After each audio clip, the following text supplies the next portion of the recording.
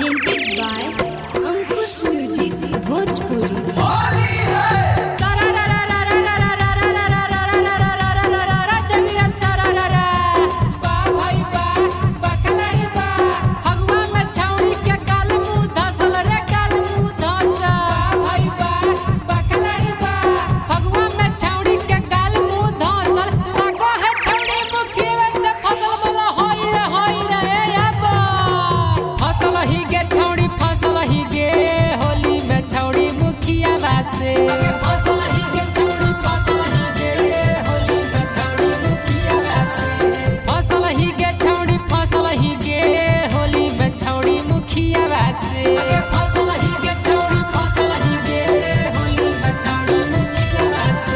सरपंच संग छोड़ी कैली बेईमानी, मुखिया के जीवा लगैली जवानी, सचिव हलो छोड़ी तोरे दीवानी, जनता के अपन सुनैबो कहानी। फसल ही गे छौड़ी फसल ही गे होली में छौड़ी मुखिया से, फसल ही गे छौड़ी फसल ही गे होली में छौड़ी मुखिया से।